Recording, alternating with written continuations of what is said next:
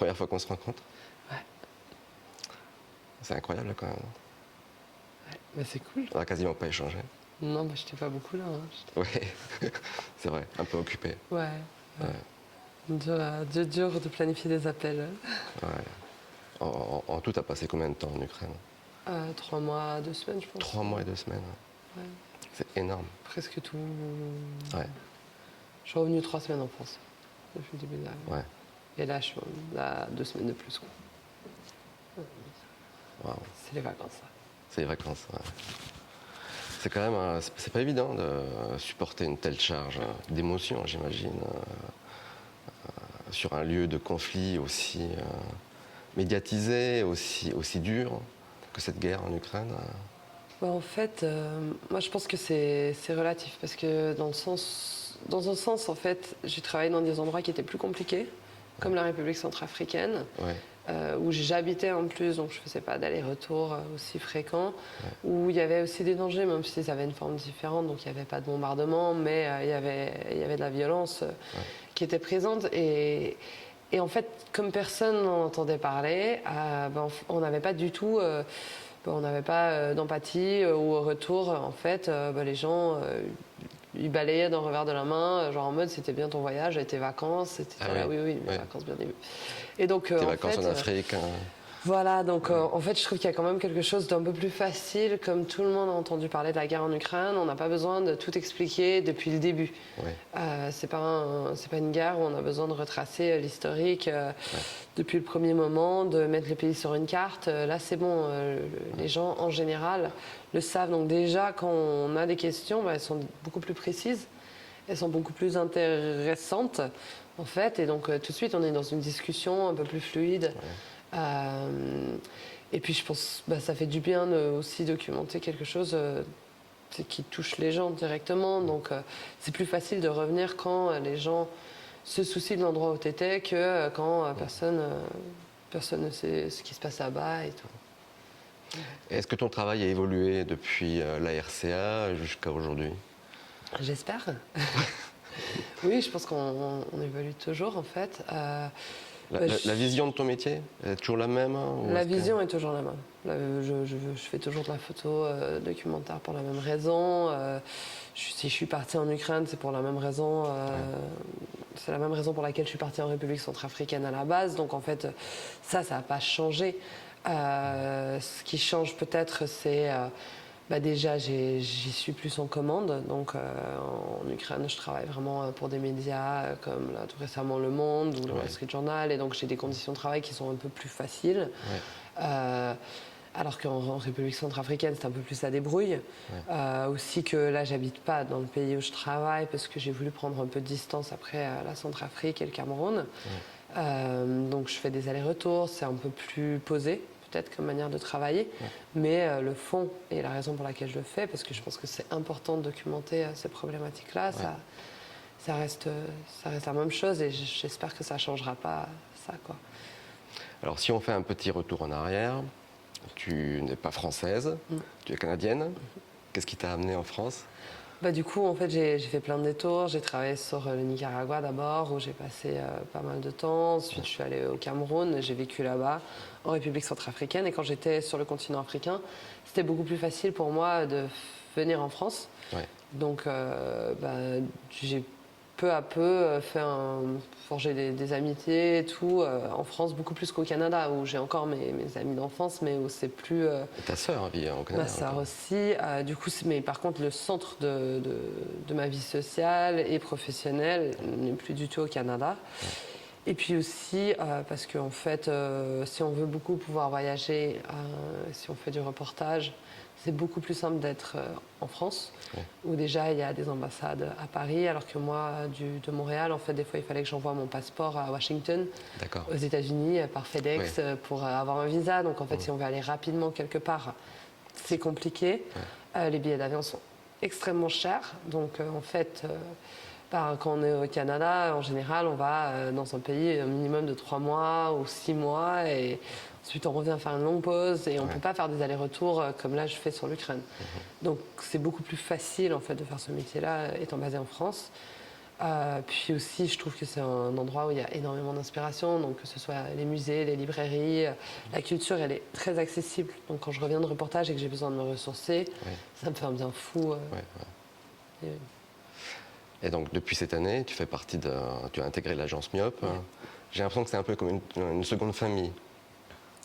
Je pense qu'il y a ce côté, c'est une agence, donc on a un directeur d'agence qui nous représente et qui fait ce boulot comme dans les autres agences. Et par contre, qu'ils ont su créer et garder entre les photographes quelque chose d'ultra collectif. Ouais. Donc on monte des projets comme les expos, l'expo cette année à la Cour de l'Archevêché à Arles, où chacun y met du sien, chacun apporte son expertise. Donc ceux qui sont meilleurs en scénographie vont faire la scéno, les autres vont faire des demi de livres, on s'entraide énormément. Et puis ça, c'est hyper fort. Et je pense pas que j'aurais pu nécessairement intégrer une agence au sens strict du terme, où il y a les directeurs, il y a les photographes, et les photographes ne sont pas forcément ensemble. Et Myope, en fait, a vraiment ce côté, familial, très pro et à la fois très familial aussi.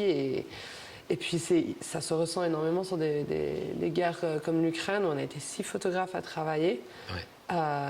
Et on s'entraidait, on s'est passé des contacts, on s'appelait quand on sentait qu'il y avait des moments un peu durs pour l'un pour l'autre. Et donc, en fait, d'avoir ce soutien-là et d'avoir cette proximité les uns entre les autres, moi, je trouve que c'est hyper important parce qu'on fait un métier où certains vont dire qu'on est hyper isolé, qu'on est hyper dans la compétition et tout. Et moi, je pense qu'au contraire, en fait, on est dans une forme de solidarité, ou en tout cas, moi, les gens dont je me suis entourée, ma génération de photographes, où on est là les uns pour les autres, on s'entraide et ça fait grandir nos projets et ça nous permet de mieux travailler au final. Et ça, pour moi, c'est indispensable. Alors en parlant de projets, donc, tu travailles surtout pour des commandes qui viennent de la presse. Est-ce que tu as des projets personnels que tu aimerais développer, prendre le temps de travailler sur certaines thématiques ?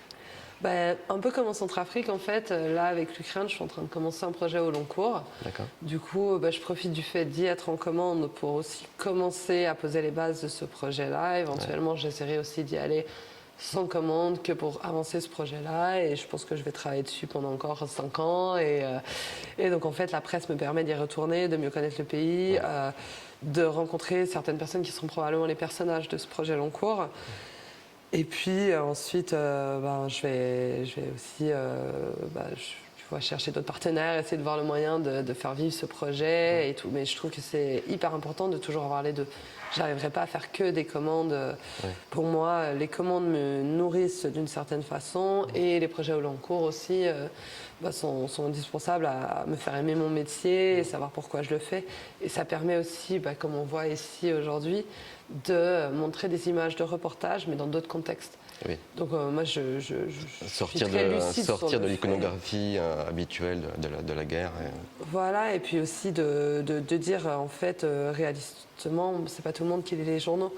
Et par contre, il y a des gens qui ne lisent pas les journaux, qui vont voir des expos. Il y en a d'autres qui aiment les livres, mais qui vont pas aller voir d'expos. Et donc, en fait, le plus on arrive à mettre un projet sur différentes plateformes, le plus on peut toucher un plus grand nombre de personnes. Et nous, notre devoir et notre responsabilité vis-à-vis des gens qui témoignent de leurs histoires et qu'on rencontre sur le terrain, c'est de communiquer ce qu'ils nous ont confié au plus grand nombre de personnes et de la meilleure manière possible. Donc pour moi, d'avoir ces projets long terme qui permettent de revisiter en fait des actualités, de les approfondir et de les montrer à un public différent, je trouve que c'est essentiel et j'espère continuer à le faire. Ton travail raconte des histoires. Oui. On l'a bien vu en Ukraine, tu as accompagné des familles, raconté l'histoire de ces familles, leurs conditions de vie, comment elles supportaient ces événements. Moi, je pense, je fais partie du type de photojournaliste qui trouve que c'est très important de parler aux gens qu'on photographie. Donc, je pense que oui, on peut avoir une image forte, mais que l'image forte ne dit pas tout, qu'il faut avoir une entrevue, une légende. Moi, je veux un peu l'image comme le hameçon qui entraîne les gens à lire l'histoire derrière. Et donc, si je peux provoquer une première émotion avec ma photographie et faire en sorte que les gens s'attardent aux paroles et à l'histoire des gens, là, je pense que j'ai réussi. Donc, je pense qu'en Ukraine, je l'ai beaucoup fait aussi. Je suis rentrée beaucoup dans l'intimité. Et puis, je trouve ça important, surtout sur un contexte de guerre où il y a énormément de photographies qui sortent. Il y a beaucoup de photographies d'agences, de presse qui font le vif du moment. En fait, moi, mon rôle, c'est pas nécessairement de reproduire et de faire la même chose, c'est d'essayer de venir complémenter. Et puis cette intimité-là, ça vient en complémentarité.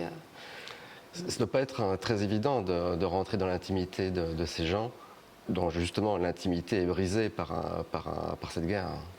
Au contraire, moi je pense que plus les situations sont dures, plus les gens ressentent le besoin de se confier. Donc si on arrive vers eux de la bonne manière, qu'on n'est pas brusque, qu'on est ouvert, qu'on est apte aussi, il faut vraiment être prêt à donner un peu du sien pour que les gens nous ouvrent les portes. C'est une relation de confiance qui va dans les deux sens. Si on arrive dans les bonnes dispositions, dans ces contextes-là, les gens ont envie que ça se sache. Ouais.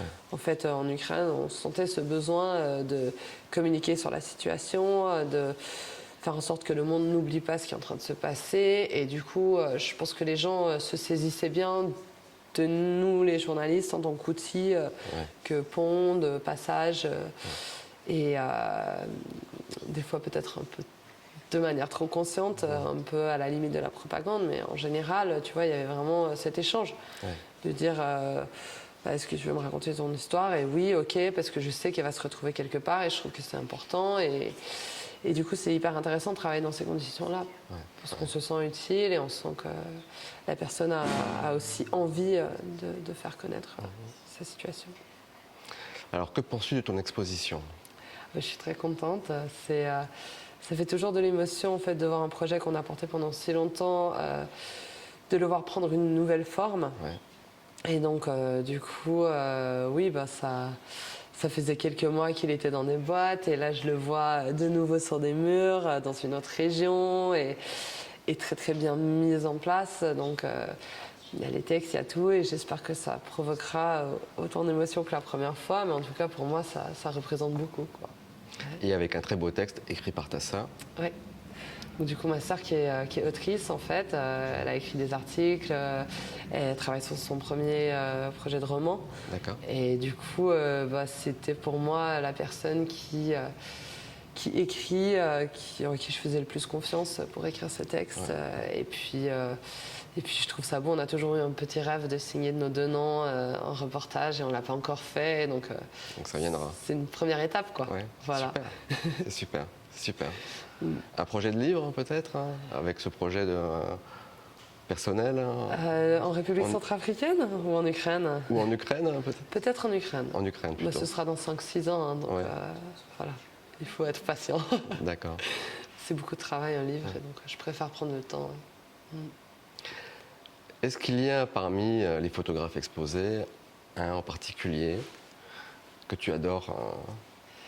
Du coup, moi, comme femme photojournaliste, j'ai toujours beaucoup admiré Véronique de Vigry. C'est évident, c'est un des premiers noms qu'on connaît en France, qui est active, qui a toujours... Moi, je l'admire en fait pour sa capacité à obtenir des accès incroyables dans des situations difficiles, genre en Somalie, au Nigeria, en Afghanistan, au Yémen. Elle a toujours su se faufiler exactement au bon endroit pour être au bon endroit au bon moment. Et ça, en fait, c'est quelque chose d'ultra inspirant. Donc, c'est forcément quand Quitte à trafiquer un peu les documents. Ouais, oui, mais bon, hein, ça va.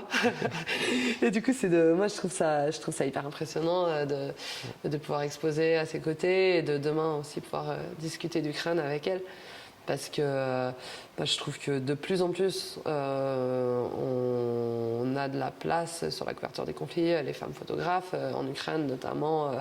On était nombreuses à travailler pour des médias. Et par contre, celles qui ont défriché un peu le chemin, il y en a eu d'autres avant Véronique, qui n'est pas non plus très âgée. Donc, mais en même temps, c'est important, je pense, pour moi, d'avoir ce genre d'exemple-là. Et puis de continuer un peu à pousser pour qu'on fasse notre place. Est-ce que vous vous êtes croisés en Ukraine? Non. Elle était à Kiev, quand moi j'étais un peu à droite, à gauche. Et puis voilà. D'accord. Donc demain, 18h30, projection spéciale sur l'Ukraine avec tes photographies et celles de Véronique. Ouais.